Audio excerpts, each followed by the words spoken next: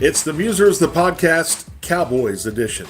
It's football friends, George Dunham, Bob Sturm, talking Cowboys, who are now 4-5-1 after a win in Las Vegas over the Raiders, and get set for a gauntlet of football games, starting with the Philadelphia Eagles on Sunday, then quickly turn around and play the traditional Thanksgiving Day game against the Kansas City Chiefs. But before we get there, Bob, how's Vegas? You've been living the Vegas life here for a few days. Bob is remote from Vegas, where his radio show will do another edition before they head back to Dallas Fort Worth.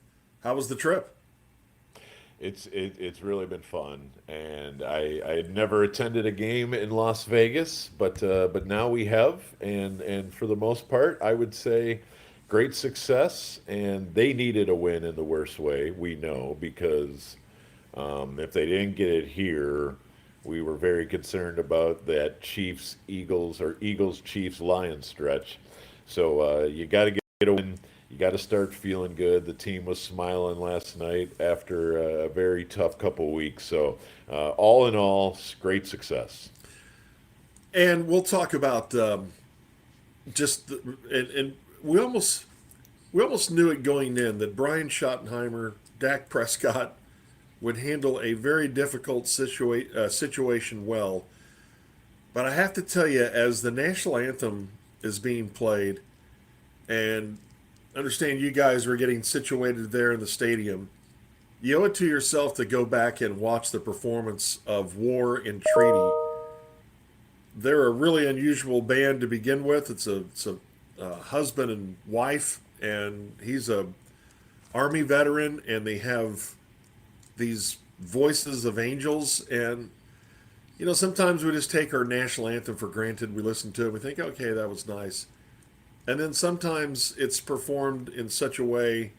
Chris Stapleton a couple of years ago comes to mind, and this performance last night, and the way ABC and ESPN orchestrated showing the Cowboys sideline with this anthem and the American flag was just, man, it was awesome. And I wonder, being at the stadium, did it just seem like a regular football game, or knowing what you know and what's happened to the Cowboys here the last 11 days with the loss of Marshawn Nealon, was there just I don't know, a different feeling in the building? 100%. Yes, absolutely. It felt different. It's hard to put a finger on it exactly. The crowd separation felt a little bit unique from the standpoint of, a game in Las Vegas is always going to have a lot of tourist road fans, so I don't know what's normal and what's not from that standpoint. But yeah, it was a really cool experience. Kind of felt a little.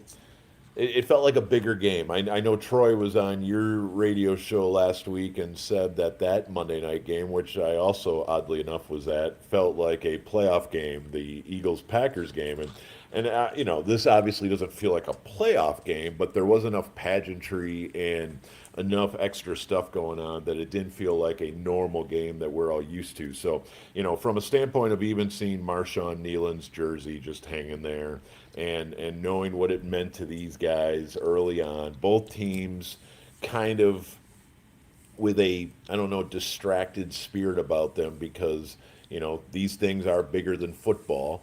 But also regaining normalcy of playing football because that's our best way to move on in life. There was a lot of feelings, right? There was a lot of extra in the stadium, and that's why, honestly, and I think you referenced this already. I felt really good about the leadership of this team, and that's the funny thing. We've been doing this show here for a couple months now, and I think if you went back to the very first episode, I talked about and I know you agreed with it. The two positions that can take this team wherever they can will be quarterback and head coach.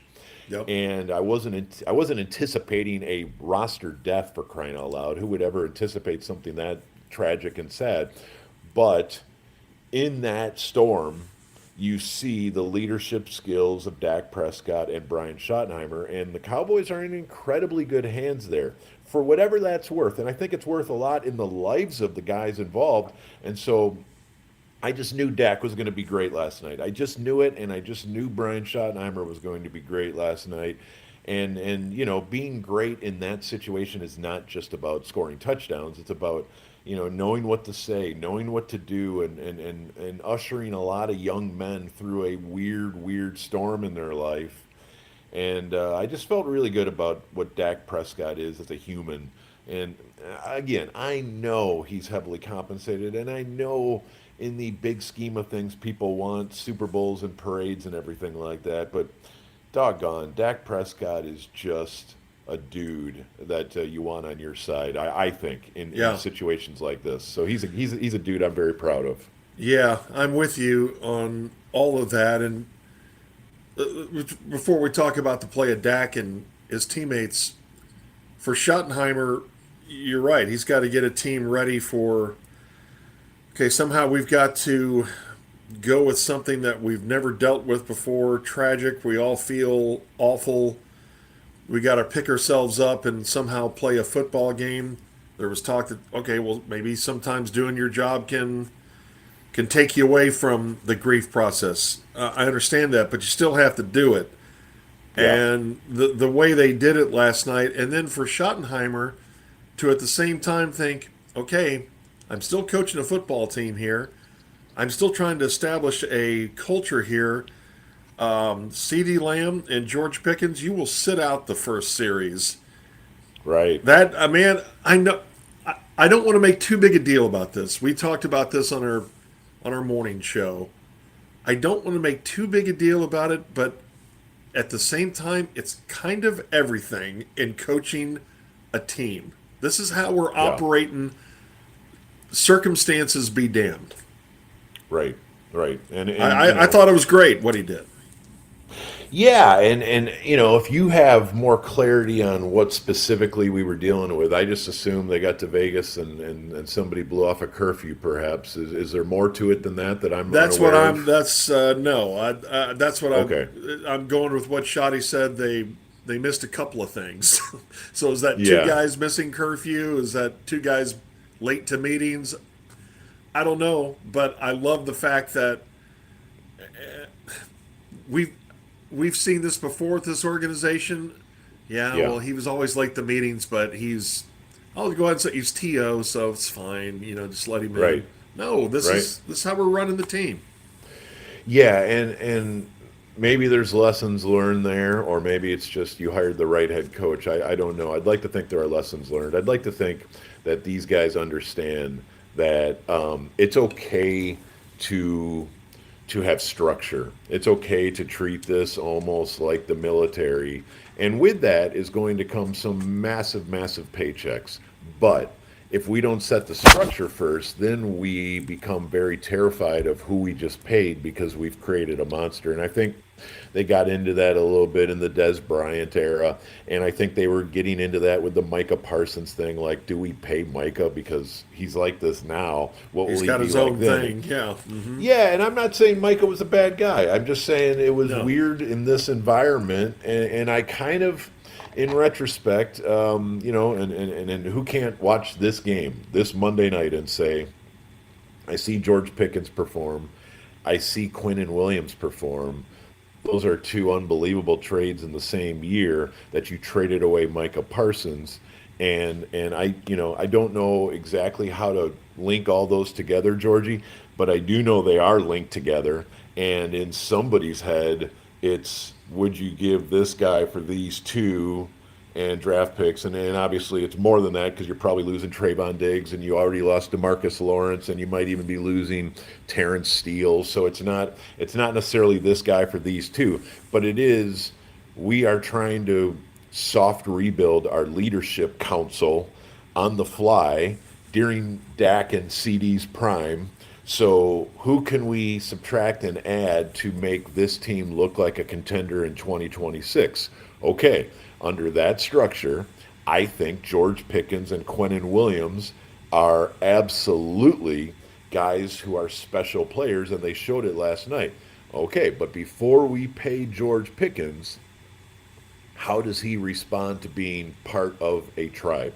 part of a team, part of a guy who understands that we're going to ask a lot of you if we pay you from now on. So I don't want to be a prisoner of the moment and just say they learned their lesson and they figured it out and this is the new Cowboys going forward. But the early signs were there that that Quinnen Williams has always been a guy that people say this is a guy you want as running your huddle or running your defense or anything like that. Like people swear by his leadership skills and the follow me and I'll lead by example. Pickens is not. Pickens came with a lot of, man, this guy's a handful. Fine, as long as you can A, produce at an elite level, and B, agree to be part of our structure, which means you will abide by our rules. When you get out of line, you understand there will be discipline. And if you can handle that and not buck back too much, then we want to bring you into the family long term. So that I think that's what 2025 has to be a little bit, right? Yeah, and I think that's even of the utmost importance moving forward. The playoffs are a distant glimmer that are out there. Yeah. I mean, come on.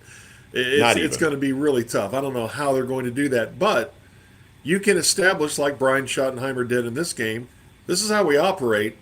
And, okay, so we had this discussion this morning. Are you a believer in what you do the last, and in the Cowboys' case now, it's 7 more games. Last night would have made 8. Are you a believer in what you do in the back half of the season matters for the next season? Usually not. Okay. Just to be fair, usually even for a first-year head coach who's trying to establish, hey, this is how we go. I would say usually not, but in this case, yes. So that's a very convoluted answer, and I apologize for that. But I just think this is a unique situation that I'm really quite excited about, to be honest. Which basically says there is so much newness to this team right now that I'm willing to make an exception that the second half of 2025, to me, in a weird way, is kind of your preseason for 2026. And you are looking at structure defensively. You're looking at your personnel. You're saying I have 2 picks in the top 20 or top 25 of this coming draft who I can also add to this defense. See, to me, I think this offense is ready to win and win big. I really do. I believe in just about every piece of it. Now, the offensive line is still a little clunky, and I still need to secure George Pickens and Javonte Williams' future, and I think that should be a priority, perhaps as early as today. but I think my offense is fine. And so right now, my belief is, starting last night in Las Vegas and through really through next year's training camp, I've got to figure out how to make this defense somewhere at league average. I need every major metric on my defense to be 16th or higher, right? Yeah. And I'd prefer top 10 because I do think the way to win a Super Bowl is to have a top 10 offense and a top 10 defense, and that's probably not that controversial thing to say. Well, they're a top 5 offense and they're a 32nd best defense. And so my priority and my belief that this half matters starting last night would be, I've got to find the pieces on this defense, and really that's the theme of last night's game. If we were to really break it down, and maybe we will in the next segment or so, but just the idea that all of these newcomers from last night and what we can do in the off season can, with Matt Eberflus or without him, with the old scheme or without it, this can be the basis to build. And if they have a 10% chance at the 2025 playoffs, then fine. I'm willing to at least have the conversation, but I'm not worried about that. What I'm worried about is we need defensive performance. Got it last night, but the Raiders helped. And then we need maybe a signature win or two to sort of validate and confirm proof of concept, which is available Sunday against the Eagles. And you just start building. And if we get to week 14 and that 10% chance of the playoffs is now a 45% chance, then let's have a playoff conversation. But I think right now it's just begin to lay the foundation for what I think is a couple years of really exciting Cowboys football, because I have now secured my alpha dog on that defense. And say nothing about your Overshown and your Ravel and your Logan Wilson. I mean, I think you could squint last night and get excited. Yeah, I think so too. And let's start here. Let's go ahead and start with the defense, and we'll carry it for a while. About Quinnen Williams, I know their offensive line is in shambles. The Raiders, they are Yeah, not good and have been getting progressively worse as the season has gone on. yes, Holy smokes, that was a career high quarterback hits for him last night with 5. He had a sack and a half. You can see how he can take on an offensive lineman and make running lanes close down quickly. That was quite a debut. I don't care who they're playing. That was quite a debut for Quinnen Williams. it really was. And again, just like Micah, we talk about, your force multipliers, right? So the guy who, because of his presence, makes everything else so, effective. And you saw Osa Odighizuwa look better. You saw Kenny Clark look better. You saw a lot of these guys step up their performances based on what Quinnen can do. And he's just so strong. So you're absolutely right. We got to be really careful, because that Raiders offensive line is probably amongst the worst in the entire NFL. But the pushback and the ability to kind of swim into the backfield and just make plays and to cause havoc, and his motor is great. But, again, it's hard to find elite defensive tackles. Like, we talk about Aaron Donald all the time because he is such an outlier. But Quinnen Williams is on that tier. Since Aaron Donald doesn't play in this league anymore, he's one of the best defensive tackles in the sport. And when he starts to eat, guys around him get more opportunities, and then they can take advantage of it. So to me, that was the type of pick I wanted, or the type of acquisition with the Micah assets. If you can find a Quinnen Williams, or you can find a defensive tackle, Max Crosby would have been sweet too. But in edge, here's a weird thing, and we talked about this a little bit last week, but an elite edge is what you're looking for, but they don't necessarily make everybody better like an elite defensive tackle can. Yeah. And it's weird because, we've been looking at this Cowboys defense for decades, and the last time they had a Quinnen Williams at defensive tackle might be forever ago. Leon Lett. And Leon Lett. Leroy Glover was great for a few blinks on some bad Cowboys teams. But, you start going back, and Randy White, and, you start going, it's a different animal that the Cowboys have right now, and we'll be interested in seeing what these next several weeks look like. Can they duplicate that against some actual playoff offensive lines? And that would be the question. All right, let's talk more about the defense, because there's more than just Quinnen Williams. Kenneth Murray made a play last night against the Raiders. Let's talk about that, and let's talk about the offense, and let's do it on the Musers, the podcast, Cowboys edition. It's the Musers, the podcast, Cowboys edition. George Dunham, Bob Stern. Cowboys get a big win in Vegas over the Raiders. Talking about the defense and the new look, let's just look at all the new pieces. You talk about turning over personnel, and you can say, wow, they can't fix that defense. Okay, maybe not all the way, but to a degree. You got Quinnen Williams. We saw out on the corner, Kalen Carson played every defensive snap for the Cowboys at corner. I saw him fight off a ball going to Brock Bowers at one point. He seemed to have a good game. He had a bunch of tackles on the other side.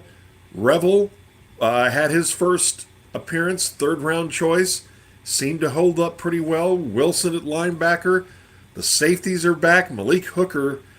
We talked about Malik Hooker earlier this year, Bob. I didn't think he was 100% when he was playing earlier in the season. He just didn't look like himself.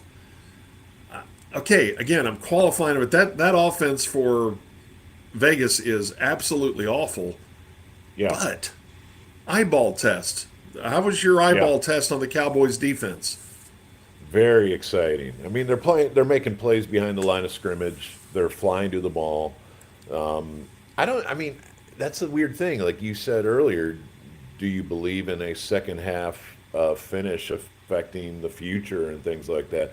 I just don't know how to compare this to anything we've seen, because the amount of new talent and really good new talent being thrown onto the field at the exact same time is extremely rare in the middle of November. You just don't see it. And so, there are times in a football season where we're like, hey, we're getting DeMarvion Overshown back, or we're getting Quinnen Williams, or we're getting a new linebacker, or a new, a top draft pick at cornerback. All these things, to get them all at the same time, and then to get Malik Hooker back, and golly, I don't know, it's hard to quantify it, and that's why I do think I'm so excited about the Eagles game and the Chiefs game. Is I want to see more. I want more of this. I want 500 snaps instead of just 60. But right now, there are so many guys that look like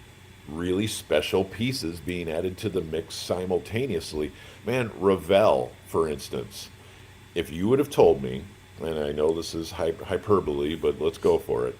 If you would have told me I can go pick a big corner who moves like that, who is long like that, and all these things, and I can add him from like the college game to the pro game, I can just plug him in, I would say that's probably what I want to do with one of my first round picks this coming spring.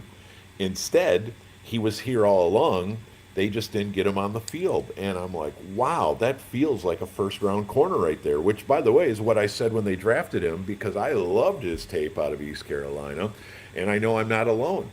And he slid to the third round because of this kind of redshirt year he was going to play in 2025. And then we know Overshown has given us elite snaps when he's been healthy. Now, again, we have to qualify all this of when they're available, because by definition, they weren't available for the first 10 weeks of this NFL season. Yeah. But how could you not be extremely excited about not only adding 5 or 6 pieces to this defense, but every one of them seems to be a clear NFL starter.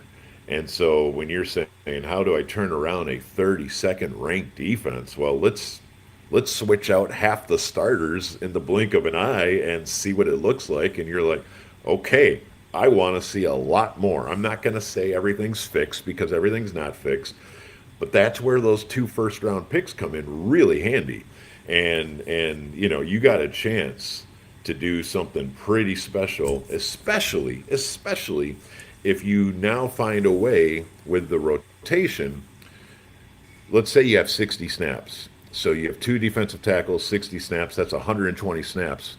What if I chop up that 120 3 ways, because I have 3 starting defensive tackles and each of them play 40 snaps, and they're more fresh and they're more dynamic. And so, again, I don't know if they're running a 34 or a 43 defense, and I'm not even sure it matters because nickel is base, but the possibilities are becoming more clear for us to see what their plan sort of is, right? Yeah, and not only the influx of new players, but okay, is it just me, or is Donovan Ezraku getting better by the week? There's no question, and that's another one, and that's another pick from this draft, man. I'm telling you, and we've given them their verbal spankings for the 2023 draft. They absolutely tanked the 23 draft, and the 24 draft is looking a little creaky. Yeah. But that 25 draft, and again, we said this when it happened, I'm like, I only have so many guys who I think are first round picks. And Tyler Booker, of course, was one of them, although it felt like they might have reached a little bit at number 12 for me because I kind of thought, there were other options there. There was Walter Nolan, there was Matthew Golden, there were some other possibilities they might have looked at, but they didn't do it. And then, when I say Matthew Golden, you didn't tell me I could trade for George Pickens. So I'm good with Matthew Golden. So now we move to what do you do in the second round? And they're like, I didn't think they were going to go get edge rusher. They've spent so much on edge rusher, and they have Micah Parsons, but they took Ezeraku, and now that Micah Parsons is gone, you're like, whoa, this is really nice. This looks like a first round edge. And then Ravel in the third round, I kind of thought he had first round tape, and if I can get a corner, so much is riding on Booker, Ezeraku, and Ravel, and if they get three guys who are not only starters but better than average NFL starters at premium positions, like Ezeraku and Ravel are, that can really transform things in a hurry. That is super exciting. You're right. Ezeraku has been dynamic. You can argue he's the best rookie edge rusher in the NFL right now. And they took him like at 42 or 44. I forget which pick it was. Yeah. But it was in the 40s. And, that safety last night was just another splash play that guy makes. Okay, to the offense. A quick 3-and-out without Lamb and Pickens to start the game. And then second possession, you're backed up and you get a first down. And then on first down, Dak is pressured and he ends up getting strip sacked by Max Crosby. If you'd have told me that before the game, and I thought, oh man, I bet he just blew right by Terrence Steele. For the rest of the game, they did a pretty good job on Crosby, and this was Crosby looping inside, and they had a tight end on that side of Steele ready to help out, but he looped away from it, found an alley, and then, man, is he fast. He chases down Dak, knocks the ball loose, and Special.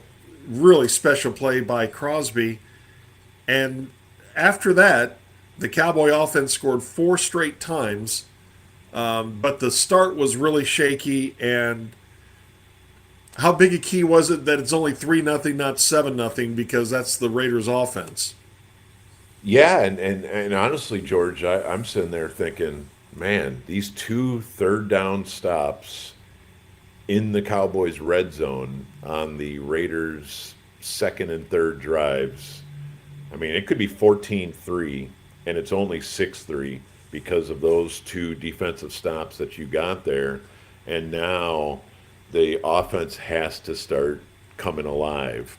And I thought that's where Schottenheimer and Dak probably talked about. We need, because Dak was, I want to say early, he was trying to hold the ball a little longer to give his receivers a more of a chance. And I thought there was a very clear line. Maybe that strip sack was the line. But after that, I think he made an objective of let's get the ball out. Let's get the ball out fast. Let's stay on time. And then what that does, of course, is it means your pass is out quicker, which sets up for more yards after catch if you have dynamic guys who can turn an 8-yard catch into a 37-yard touchdown or something of that nature. And that's, again, that's Pickens and Lamb. You have special receivers. They're going to make a ton of money. Yeah. And why are they going to make a ton of money? Because you can't catch them in the open field. And what George Pickens did last night, and what CeeDee Lamb has done for his entire career, is they've taken those 8-yard hooks or comebacks and turned them into giant plays like the special guys do. And that's how you know you have an elite player, is my quarterback is going to get it out fast, but much like Tom Brady, I'm going to get it out really quick, and then I'm going to let Wes Welker or Gronkowski or whoever make a play and with their feet. Amendola, all the guys that Brady made famous was because of yak. And I think the Cowboys switched to that very quickly. They're good at that. They've got a design for that, and that really opened up the game. And like you said, 4 straight touchdown drives were phenomenal. And then thankfully the defense got some stops. And I just wanted to go back to one other thing, George, about the defense, because I think I owe Kenneth Murray a shout out when he makes a play.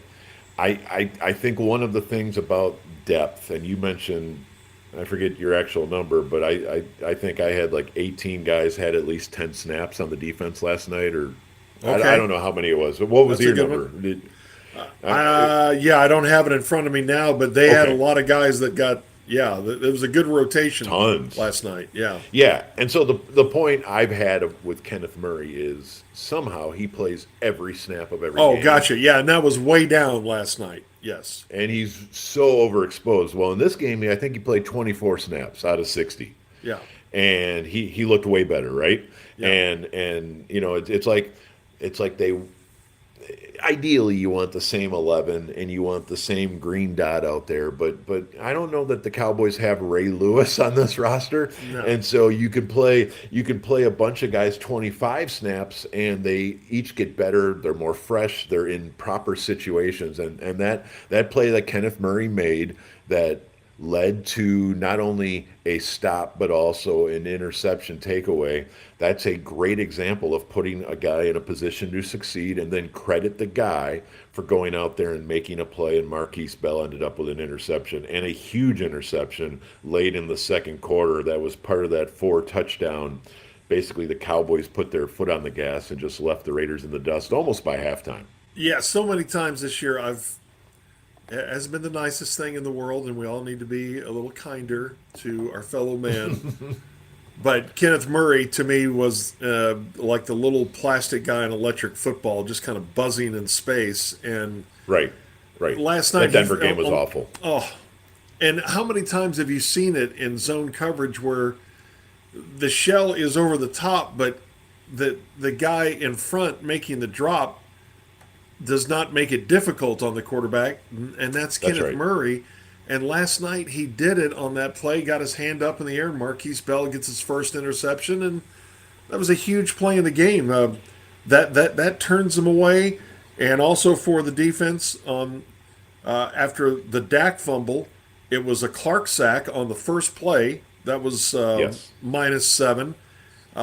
Later, it was James Houston who makes a Yep. sack, and then the Welcome Quinnen back. Williams sack shot the wheels off of the Raiders' next possession where they needed to answer when they're down 10-6, and then they had the punted away. Defensive plays being made that, for the most part this year, have not been made.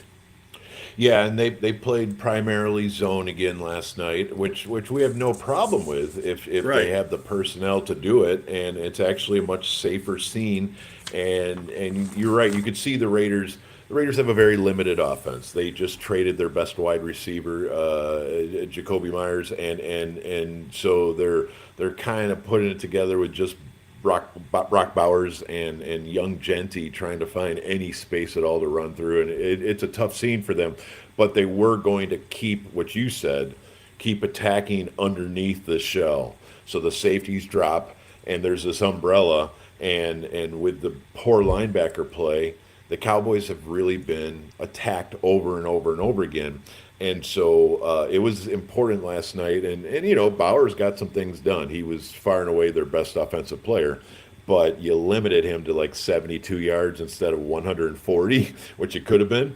And that takeaway was huge. And, you made them one dimensional, and you made Geno Smith try to beat you. And he's not good enough to do that sort of thing. I will Chip say Kelly this, kind of George. made them one-dimensional too, didn't he? With hey, let's Yeah. throw it every flipping down, even before they were down by a couple of scores in the game. Yeah, no, you're right, and maybe they should have stayed with it. But I think, again, I might go back to what I saw from what Quinnen Williams instantly does to your team. Okay. Is he wins you games on Wednesday and Thursday with Kenny Clark and with Oso Odighizuwa, where these teams are putting their game plans together. This is why I want to see the Eagles game so bad and the Chiefs game so bad. Is I think now the Cowboys, and we don't know what this looks like because, again, it's been a long time since Leroy Glover and Leon Lett were here, that Leroy Glover. teams don't want to run between the tackles against Quinnen Williams and Kenny Clark. And you instantly, like on Wednesday of game week, are getting respect from your opponents. Hypothetically, let's see what the Eagles do. But I just think for me, I loved the respect that the Raiders were. I don't know if we want to try to run inside on these guys, and so Yeah. that's exciting. That's exciting, and all you got to do is get off the bus, and the other team is like, let's try something else. And so you're right. Maybe Chip Kelly should have been more stubborn, but we're not used to what respect looks like in the trenches for the last several years, and now teams are going to think twice a little bit more. Yeah, no, good point. And we started the conversation about this team with CeeDee Lamb, George Pickens on the bench for that first series. But man, as that game went on, what I don't I think it was the third and 14. I think it was the third and 14 that Pickens made that ridiculous catch and run across the field and bowled over a couple of guys. That was really cool, and so was his touchdown. Yeah. Man, he. Yeah. But there was part of me last night that the first part of the game, I'm thinking in the back of my mind, I mean, really, Pickens and Lamb, you're going to choose this week with everything Right. this team is doing, whatever they did, it wasn't a capital offense, but really this week. But that's Right. why it was only for a series because, man, they're both really special. Yeah, yeah, and they play off each other and they terrify opponents and so it shouldn't be this complicated. And this is why team building's so important is if you put everything on CeeDee Lamb, it's taxing. But if you give him a running buddy who is special, they make each other's jobs so easy and it becomes this situation where you basically make your opponent make decisions that they can't have the right answer on because if they put a safety over Pickens, I'm going to go to Lamb. If you try to take Lamb away, we're going to take Pickens. You try to take both of them away, we're going to run into a light box all day and we're going to kill you that way. And that is what a good offense looks like. That's what a good roster looks like. So I'm trying to control my excitement because you don't get to play the Raiders every week. Boy, that would be fun. That but would be fun. but I'm just telling you, the Cowboys went into this season, in my opinion, sort of self-sabotaged that they were not even trying in 2025 when they traded Micah Parsons away. And now they have added a difference maker on offense and a difference maker on defense that tells you they're still probably not going to make the playoffs this year, but I think you can get excited again with the draft surplus and with these young kids that look like they're starting to figure it out, and now these two difference makers, one on each side of the ball to join Dak and CD to say, okay, we're not about to go through a wilderness of despair for the next 5 years. They're actually sort of making the window bigger for Dak and the rest of Dak's prime, which I think is very exciting, and I think Cowboy fans desperately hope that there was some plan. Let's be honest. This has been bad since the Packers playoff game at the end of 2023. And we're only right now seeing a flickering of light with that Quinnen Williams trade. And so to any fans who have thrown their hands up in disgust, I at least want to pump the tires on what I'm seeing right now. It's not all about just beating the Raiders.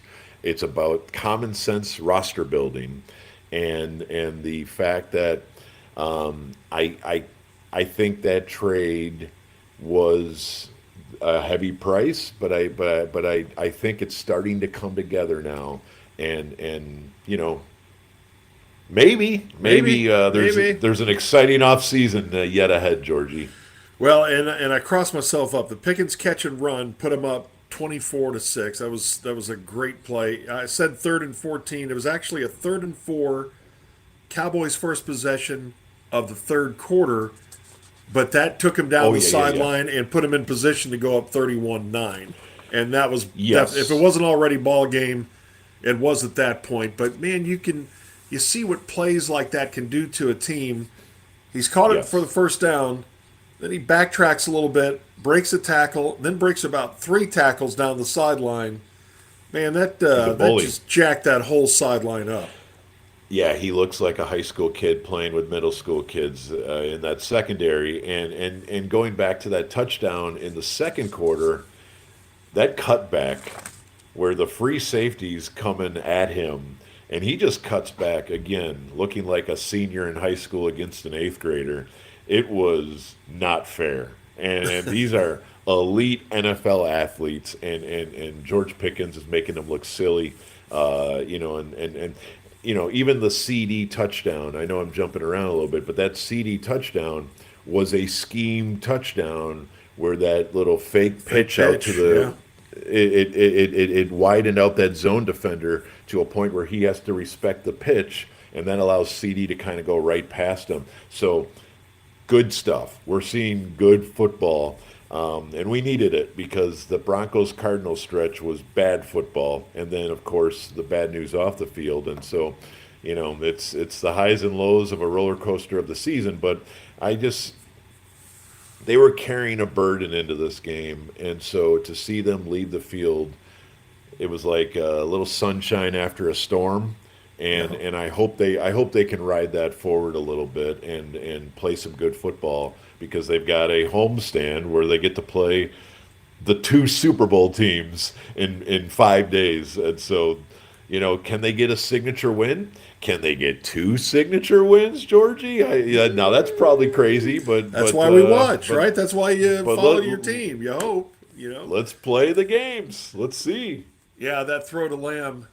Dak should have looked up at the suite where Tom Brady was and said, "How's that for ripping the seam, Mother Hubbard?" Rip the seam. That was Love it. awesome. Okay, yes, that was the Raiders, and they had a mountain of burden on them last in this game against the Raiders, and they passed that test. Now the gauntlet of Eagles, Chiefs, and Lions. 3 games in 14 days or 11 days, something crazy like that. It comes fast and furious for the Cowboys in these next 3 games. Let's talk about that next on the Musers, the podcast, Cowboys edition, Football Friends. Okay, so here are the Philadelphia Eagles. It looks like they've got a cakewalk. They've only lost twice. They've got this big lead in the NFC East. They are playing now for the rest of the season to defend their Super Bowl championship of a year ago. But isn't it funny how things have changed from the opener? This is how this whole journey started for the Cowboys was back in early September when they traveled to Philly and put up a good fight before falling to the Eagles.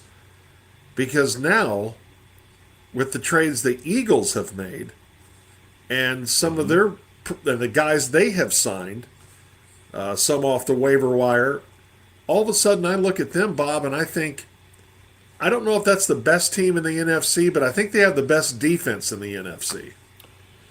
Yeah, I mean, how can you think anything else, right? The way they manhandled Green Bay and Detroit in back-to-back primetime games, they're then Vic Fangio. It's great stuff. It's just it's an annoying franchise with an annoying fan base, if I'm allowed to say all of that. But I will say I respect the ball. I respect the way that their organization is not worried about next year or their cap or anything. They are worried about making history and making a dynasty. And you talk about signature wins and feeling good about what you're doing from a Cowboys perspective. I can't think of any better possibilities than 325 on Sunday, taking those Eagles down a peg because they're a confident team. And what makes the Eagles so menacing, and you said it, they went and added a few more pieces to their defense, and that should be mentioned. But Man, they walk into any stadium in this league, and they've done it this year. They walked into Kansas City, they walked into Green Bay. They are not afraid of anybody anywhere. This is a parking lot team, right? That says Yep. we'll meet you anywhere, and we will go in the trenches because we like our trenches more than anybody, and you got to rise to that challenge. And I know the Cowboys. I think this is a perfect spot in the schedule to see the Eagles. I really do. I know it's a short week, but I think the proceeds of Las Vegas and the bye week and the way they won, I think Brian Schottenheimer is going to be, running around like Pete Carroll on the practice field all week long, and he's going to have these guys so hyped for Sunday afternoon and an opportunity to kind of lay down a marker to the league that, hey guys, we're back up, we're back open for business. And so, I think the Cowboys had to fix their trenches to be able to compete with these guys.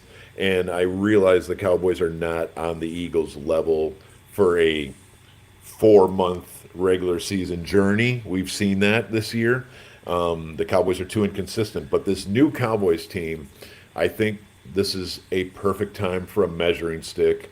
And I also think the stadium will probably be rocking. And I think the Eagles are vulnerable. Lane Johnson Yeah. is down. Their offense doesn't have confidence. No.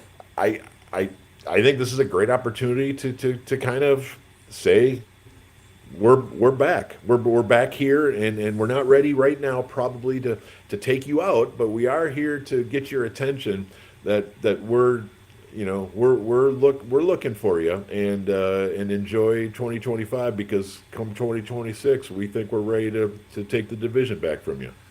I put the Eagles on watch after they got beat by the Broncos.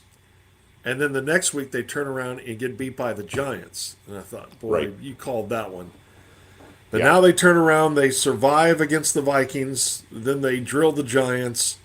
And as you mentioned, they've gone back to back weeks now against the Lions and Packers offenses, and they've held them collectively to 16 points. Man, their Oof. defense is playing so well right now. But I again go back to week one, and I think the Cowboys are operating. They've had 10 games of this now. They know themselves a lot better. They know what they have in Williams. The offensive line is more complete now. Strength against strength. Cowboys offense, Philadelphia defense. It may not look real pretty all the time, but I bet Philly's going into this game thinking, okay, this is these guys about got us in the opener. And you're right, they're not afraid of anyone. But when they look at the Cowboy offense, they may think, man, we got a full afternoon here.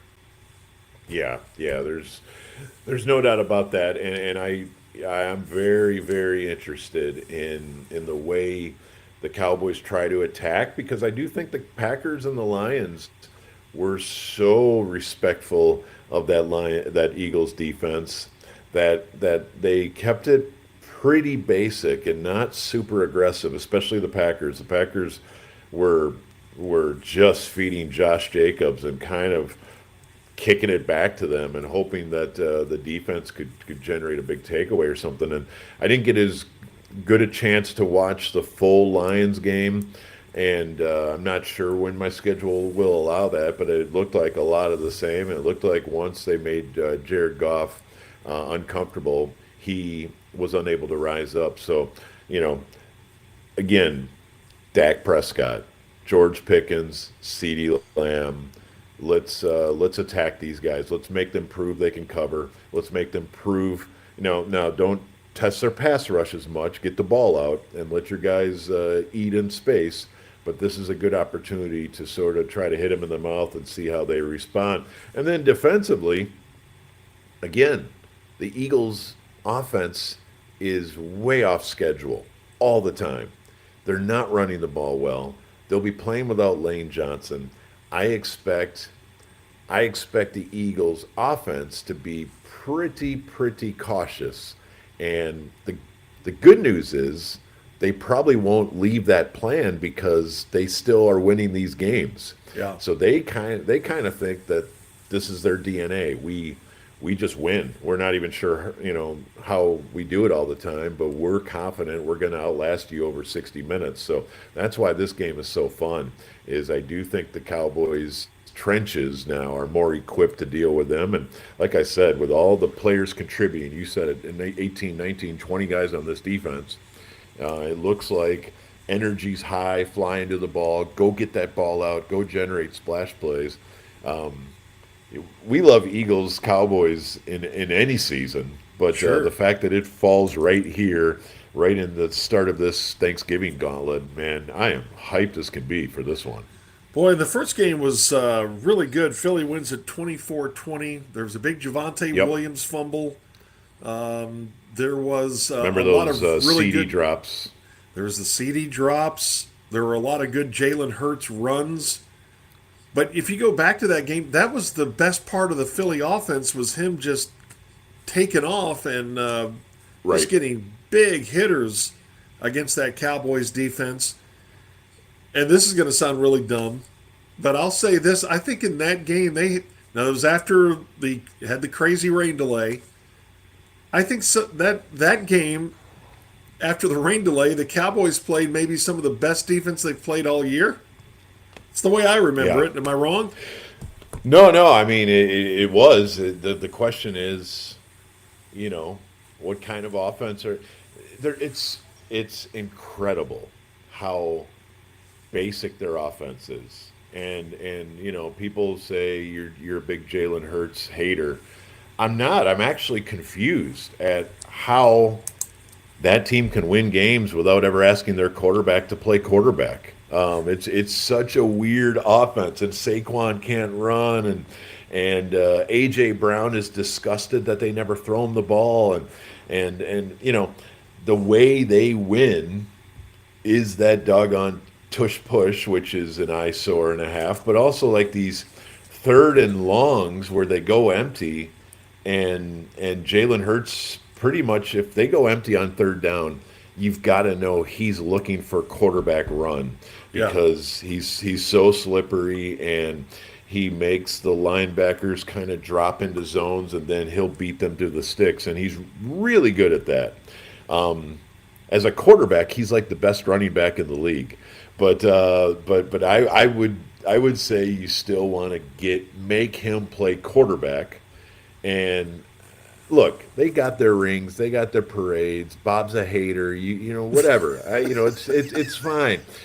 But make that guy play quarterback because ring or no, I think that's how you beat the Eagles offense. And I'm not buying a ton of Eagles stock in the playoffs, George. I know Okay. they win games, but that's a very beatable heavyweight.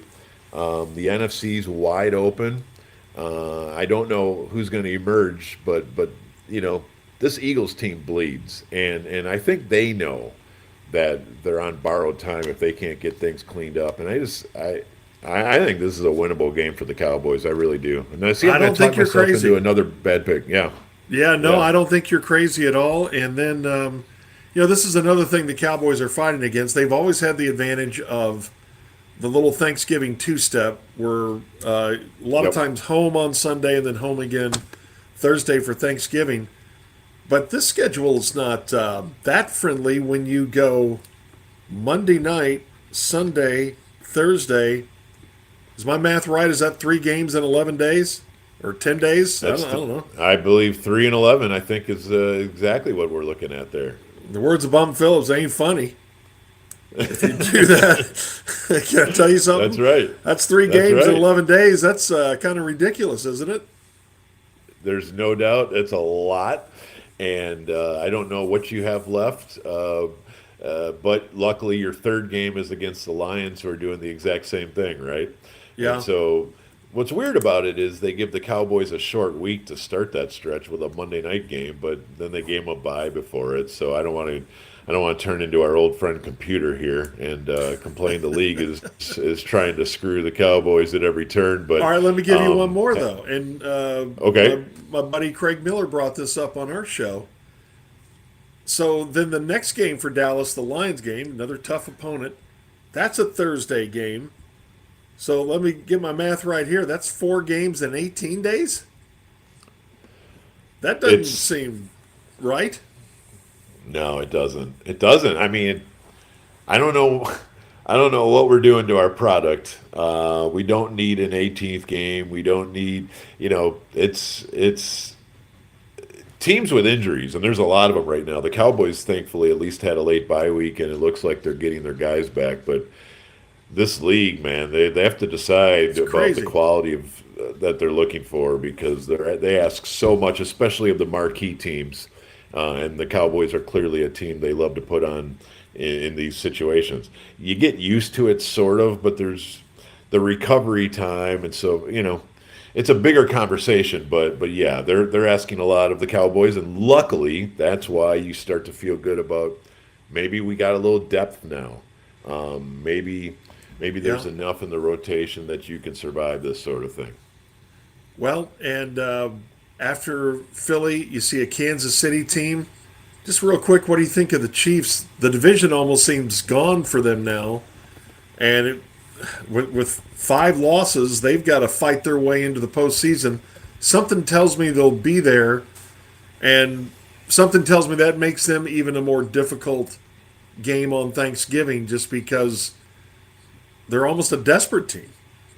Yeah, and that's a completely different situation, because unlike trying to make Hurts play quarterback, you want to try to take Patrick Mahomes out of that same situation, because I think you're seeing 2 wildly different players and situations. But their offensive line, and just it.